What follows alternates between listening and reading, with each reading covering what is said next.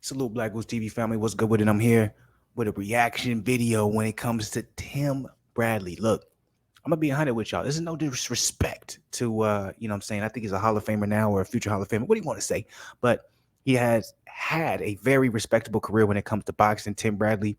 You know what I'm saying? So there's no disrespect to what I'm about to say, but I'm gonna be 100 with you. I never listen to anything Tim Bradley says.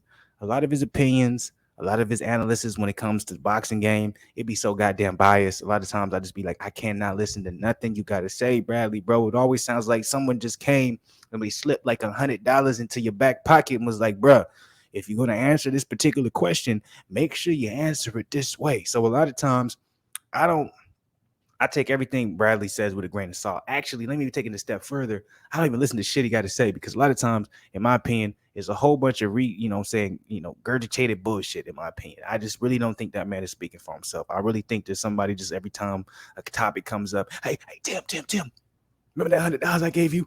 Make sure you answer that question the right way. Now, this might sound disrespectful, so I'm sorry if it is, but this is just me being, this is opinion based. It's all allegedly. I don't know if none of this is true. This is just how he comes off in my personal perspective when I see him say shit. So, with that being said, now all that is out the way. That's the disclaimer.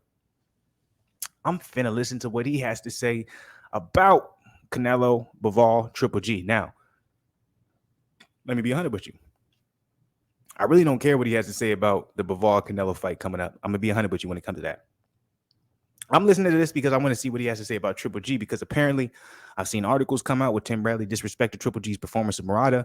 And then obviously when it comes to this particular video's title, he's also disrespecting Triple G's performance of Murata. So that's really what I'm here for. I want to hear what he has to say about this, but I will make sure that I sit here and I listen to the other bullshit he has had to say, even if I don't like none of it. And who knows, maybe he might change my mind. I might hear him be like, okay, maybe I've been a little bit over the top with him. Maybe he does say some real shit, but I want to hear what he has to say about Triple G because, by the way, I will be dropping a video as well on the Triple G Murata fight. But if he has some very disrespectful things to say toward Triple G when it comes to that fight, he just always comes off as, here's $100. This is what you got to say, or the nigga just jealous. Either one of the two. But who knows, man? Let's see if you can persuade me. Let's get into it. Let's see what you got to say.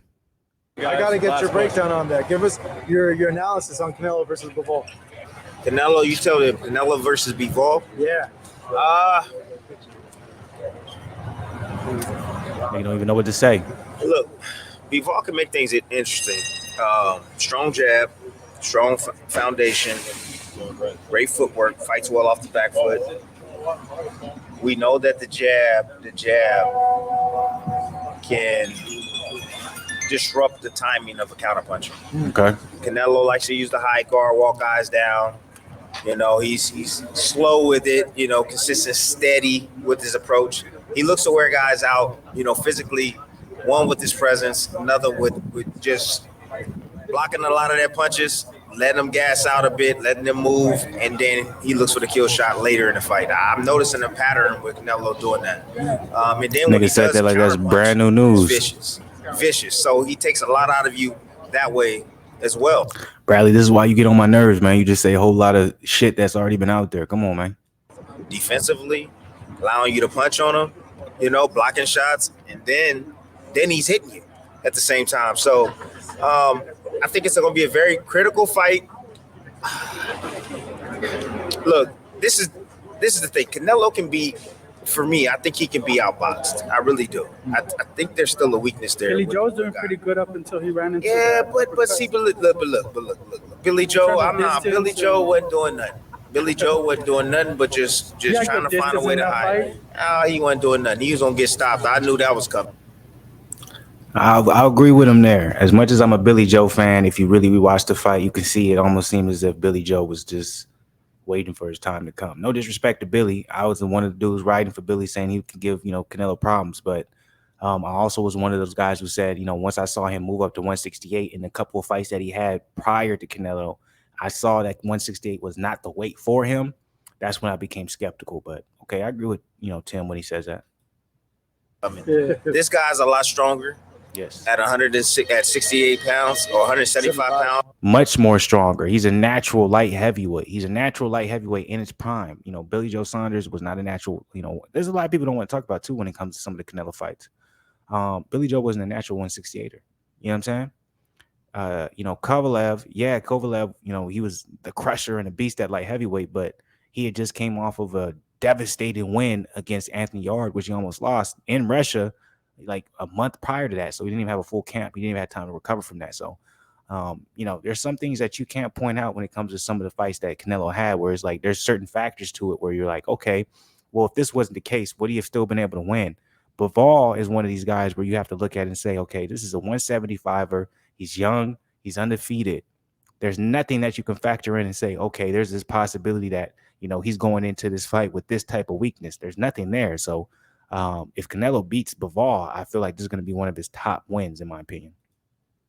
Also, he's a lot stronger than the Billy Joe Saunders. He punches harder than the Billy Joe Saunders.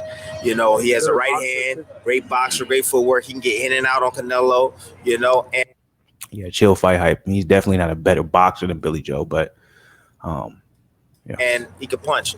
The only problem is he got to stay off the ropes.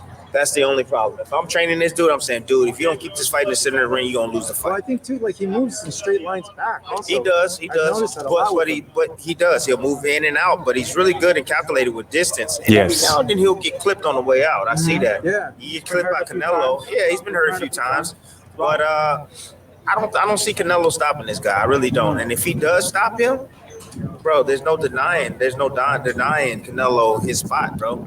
In legacy, in my opinion, because now he's going to move forward and he can face the winner of Golovkin already won, so he's fighting Smith and here we go. This is what I've been waiting for. This is what I went to hear, because right off the top, right when he was going in, like, oh, he could face the winner of, he wasn't even thinking about Triple G. He was probably thinking of Better Bill versus Joe Smith Jr. So right off the bat, he's already being very dismissive of Triple G. So I'm interested to see what he's going to say when it comes to the win over Murata. Golovkin. I thought Golovkin he looked terrible at the beginning, and then he closed strong at the end, which is good, and it showed that he has great conditioning. He's still able to fight. Still got some power. That's very dismissive, not only of Triple G, but Murata. Murata's never been stopped before. Like, that was the first time him being stopped. So, like, that's a weird statement to make. Like, he looked terrible in the beginning, but he closed strong in the end. Nah, nigga, he knocked out and stopped someone who's never been stopped. Say that. Or punch placement. I saw the good movement, lateral movement too from him. But Canelo I believe he's on another level, man. Even if it's like the 8 pounds. See, I can respect that. Based off of the title, it seemed like he was being disrespectful of Golovkin. But I can respect if you just feel like Canelo's just in he's not as old as Golovkin. He's still in his prime, and he's just a better boxer. Say that, but don't discredit what Triple G did to Murata. Murata is not any type of joke, yo. Like, chill. Extra that he'll have to work with moving up to 168. I would imagine that's where the third fight with Canelo, that wouldn't help him at all. I think it's gonna slow him down. I honestly think it's gonna slow it down, man. It's a different animal. The first fight at 168 pounds, never fought past 160, bro. Like, it's a different animal. Canelo Alvarez is his fault at that weight, and 175, dog. Come on, bro. So I see him beating him. I see him stopping him late. Could it be that Golovkin is like Canelo's Marcus to Pacquiao, like that? Oh yeah, it's yes, but no. Yes, but no. I feel that the last fight, Canelo, he found the key, and you saw it in the fight early on in this fight. I wanted to stop it because there's always a point to be made, and y'all Canelo fans can come at me. The last fight, he found a key to be made, but the first fight, he lost. It wasn't a draw. He lost. So, yeah, he found a key in that second fight, but will that work in the third fight? What if Triple G had made adjustments for the third fight? He was like, oh, that's what worked for Canelo, so let me make sure I don't allow that to happen in the third. But, Canelo was smart, and his team was smart to wait so long. Father Time is against Triple G, so now he just got to come into this fight in shape as possible and do the best he can. So there's that factor too. Like, let's not front and act like that's not the case. Fight against Murata was going down to the bottom, you pushing him back, So that's what Canelo's gonna do. He's gonna press forward. He's a lot more slippier than Murata, and he's gonna be able to land his shots, his kill shots over the top, right hands, left hooks, whatever, and he's gonna set him up. And I think conditioning wise, Canelo's at his peak right now too. He's fighting at his peak, man. That's what I just said. Yep, that's what it is, bro. And if he doesn't stop him, he's gonna hurt him. He's gonna hurt him really badly.